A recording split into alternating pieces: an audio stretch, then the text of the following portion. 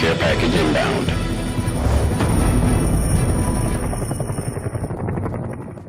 Okay, since you last saw me, I've been pulling things apart all over the place, just trying to find some nice little greeblies to set this off. And I think so far what we've got is this.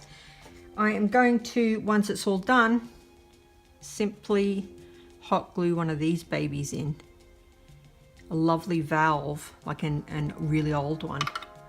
And it fits perfectly in there.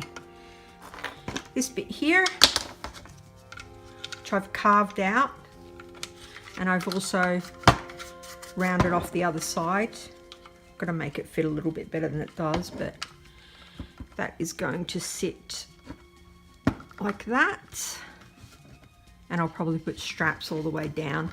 I have pulled off this one. This cool bit of filigree here that came off some cheapy blaster. It's going to fit perfectly under there and even sort of scoop around that by the looks of it once it's screwed in. So that covers up that entire blank bit. It'll make it look really nice, bit of detail.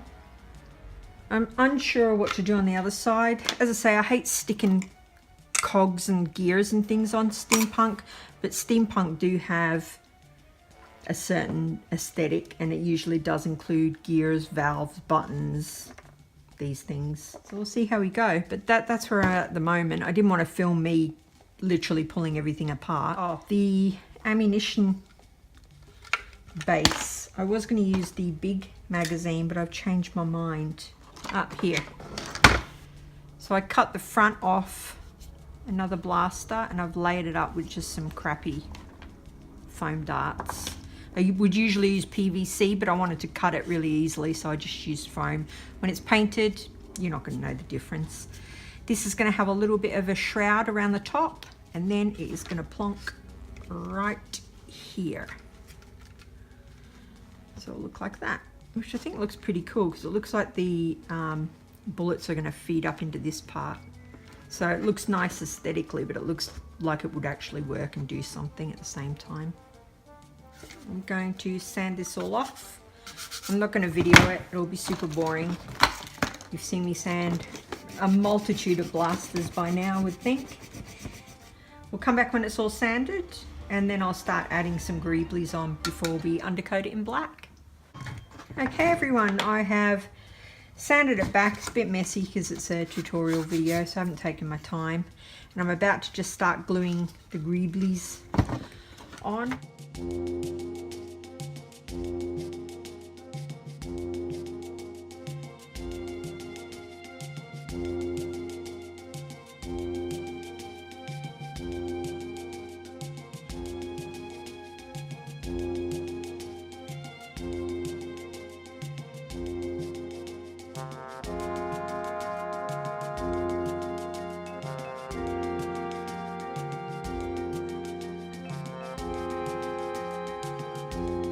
I think we missed a bit because I forgot to turn my camera back on after I went and got another drink.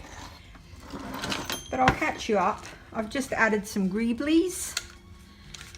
Added this to the front just to hold that on more securely. The glue is working, but I think it actually looks cool. I've added a little sort of gauge thing on top, a little knob. Pretty cool. And I've just added some foam strapping so it looks like this is held on, and it also helped neaten up where there was a wee mistake where I cut it slightly too short, so you can't see that anymore. And I'm about to use my favorite little pins to pop them in here, just a little bit of extra texture.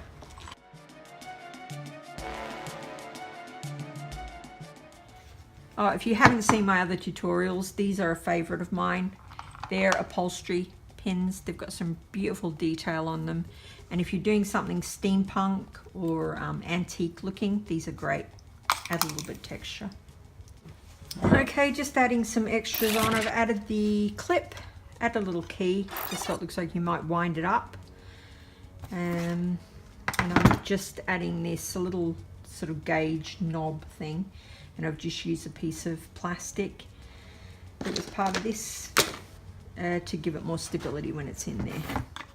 Getting there. I think it just needs one more thing at the back, maybe to weighten it a little that way. I don't want to be too much either, like I've just stuck everything on that I can. I want everything that I've put on it to have some kind of purpose. So the clip would feed up into here. You might wind the power on, set the power, and then it's like electrically generated that it forces the bullet out. That might be some kind of energy switch as well. So I just need something here, I think. Or maybe I'll leave it. Oh, I wish you guys were there to ask. I was thinking of doing this as well because I think it looks cool, like an old-fashioned ray gun. But I'm not sure. I almost went on Facebook Live just to ask you guys what your opinion was. I don't know if it detracts from it being a Han Solo blaster with that in there. So I probably will leave it off. Hello lovely friends, it's Nerf here. I've just finished this blaster repaint. Turned out pretty nice. Now I'm going to crack on with this one. Still a Han Solo blaster, but you can see obviously I've tweaked it. Changed it a bit because I am going to make this into Steampunk Han Solo. Okay, so I don't have to tell you that the colors that you're going to need for steampunking things are things like bronze, copper, gold, brass if you can find it. Your average steampunk colors. I'm going to start this bad boy with some bronze. And all I've done here is added loads of greeblies. You probably saw it in the video before. I can't remember what I've recorded. And then I have sprayed it with numerous coats of black matte. Some bronze on your brush and off your brush. You can do that on paper towel. I just use an old tea towel. And then I'm just going to start randomly hitting it until bits start popping out that I think should be a different color. I think I'll time lapse this next bit. It's just me going over it gently like that.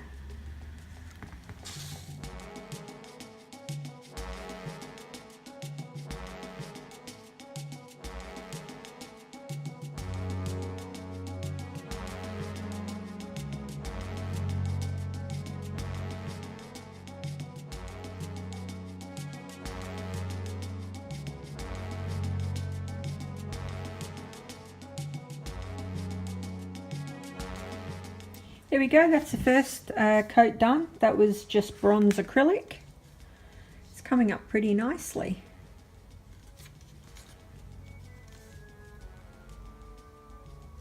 Just need to work out where I'm going to put the gold, maybe a little bit of silver even, and some copper.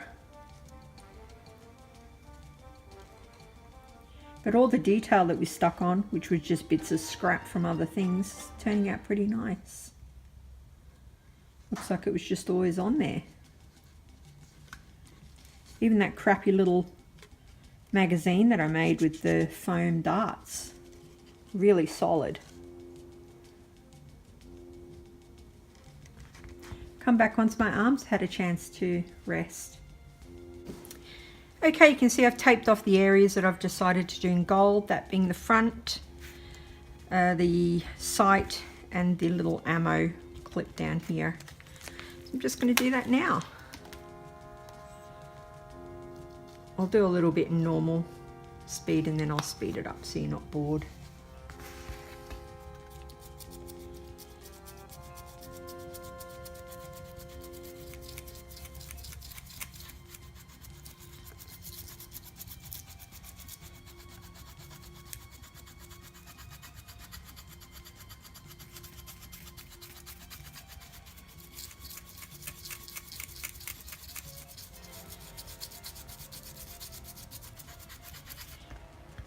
Here we go, I'll speed the rest up.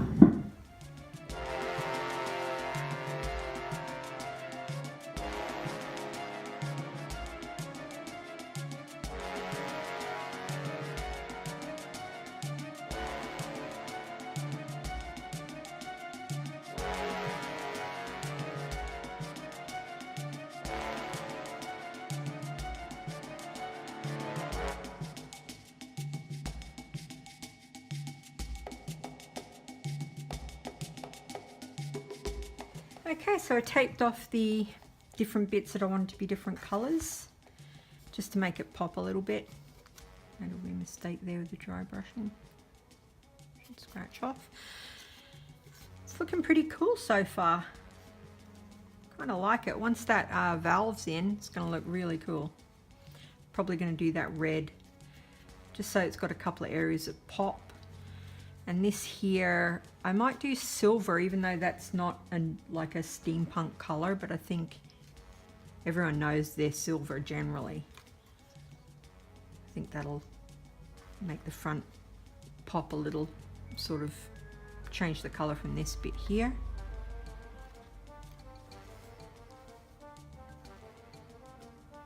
It's looking pretty good. I'm going to tape that off now and just do it quickly silver. I'll do it in time lapse again.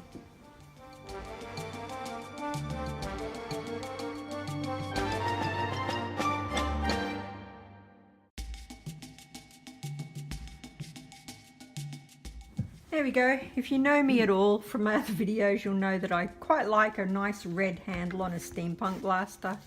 So that's what I've done there. Just to be different. Could have done it brown, but I feel like the brown would have just sort of bled in to all of this bronze here. I think it looks pretty nice. Hopefully you can see it. And the light's not too bright. Let's give it a go.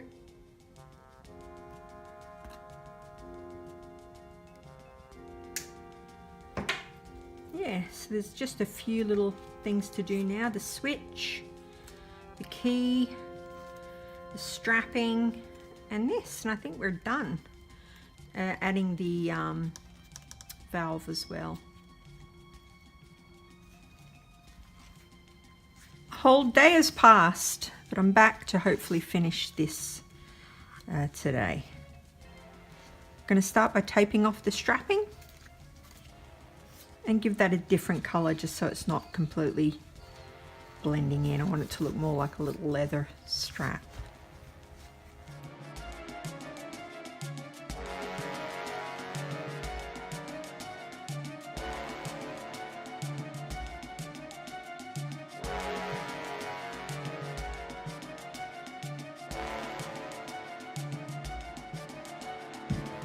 There we go, a little strap, sort of makes it pop a little bit rather than just having it blend into the bronze.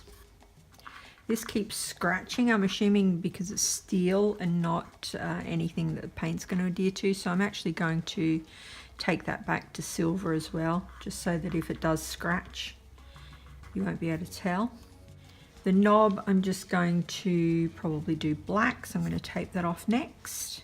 Probably tape this off next as well.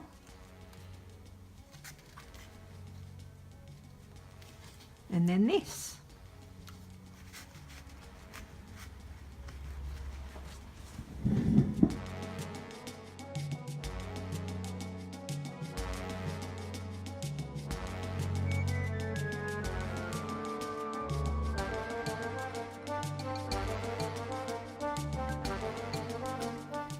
Almost finished. Just got to do a little touch up here and there. A little bit of gold or something on these pins. I'll probably put a decal here. Maybe some numbers here. I'm not sure. I'll need to look at my decal box. I think I'll color that in black just so that the ammunition pops a bit more. And I'll maybe re-dry brush some of this filigree so that it pops a bit more. And then I'll hot glue this in place, which I think will look really cool.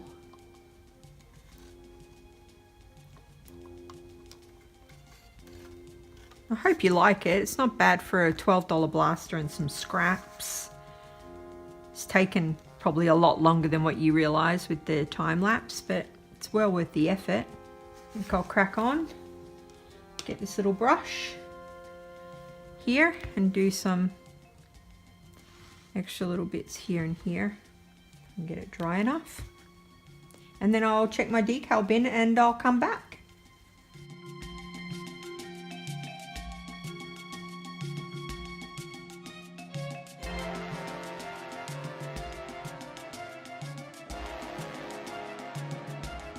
Okay, quick update. Anything that could go wrong did go wrong then. I'm just going to need to neaten where I've dry brushed because it ended up getting everywhere. Once I've done that, I'm going to check my decal drawer and I'll bring some over and show you what our choices are. I'm just going to fix this. And then we'll do that.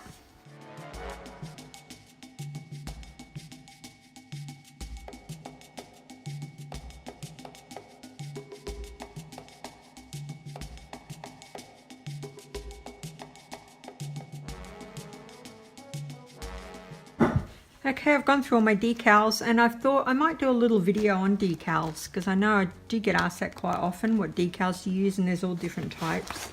It's my folders of decals. And I've just pulled out some random ones to show you the different things. You can get these in craft shops and they just rub on. These are good for numbers if you're doing anything that involves numbers. Sadly, these numbers are too big for what I need up there, but they work quite well. You've got your clear water slide inkjet decals. They're really good on a light background, no good on a dark background. You've got just your sticker decals, which are paper sticker decals. Your vinyl, vinyl paper decals, which is plastic paper, and you can get them run off at a printer's, or if you've got a really fancy printer, maybe you could do that at home, I'm not sure. Yeah, more inkjet water slides. Water slides are great if you're working on a light background, but I'll run through that in my sticker one. I'm just going to go through these and see if I can find anything that looks cool. See friends, this is how things get out of control. I can't help myself. I found this cool gauge that I'd made for another Star Wars blaster ages ago, a Star Wars Steampunk. And I thought, oh, this needs something. So I'm going to make a little gauge, and I thought I'd give you the tip of how to do that. You get your decal. This can actually be paper because it's going to be covered up in plastic. Some old plastic. I always keep things like this so that I can cut things out if I need glass. Pop the glass or plastic over the top of the gauge and then just find something round to set it off, and you've got an instant cool looking gauge. Probably going to stick that on here somewhere. Just going to work out where and I'll come back. Hello lovely people, we're nearly finished. I'm a wee bit gutted. I cannot find my hot glue gun. I'm hoping I find it at the end. If I did, you'll see in the pictures at the end that I have actually managed to attach, I think we're going to go with this one, this to here. I'm just going to hot glue that in. I've added the decal, dirtied it up. I'll be doing that in my decal tutorial, showing you how to do that. Yeah, so a bit bummed that I can't finish it completely on video for you guys. I added a little gauge, the one that I was showing you with the plastic. It's got a little plastic cover, and I also just added some numbers here and used the same washer to sort of surround it so that I could highlight it with some bronze. And I just remembered, I was like, oh, it's finished other than this. No, it's not. I need to add the wire, so I'm just going to glue that in this hole, which is why I made the holes, in case you were wondering what they were for, and this hole here. So they're just going to glue in there, and then I'm going to use a clip, fallout style, and I'm going to screw that to the body of the blaster. And then it's done. I'll take some pictures after this so that you can see it finished and over there in better lighting to pick up on that color. I hope you've liked this little build and it's given you some cool ideas for your own projects. You could see from the start of this video, hopefully, that it was just hit and miss, trying all different things. I'll probably obviously have to edit it down so that it's not hugely long, but I did spend a long time going through all my junk boxes, just trying to find different bits and pieces. And I think it turned out pretty nice. I hope you like it too. That's the Han Solo Steampunk blaster.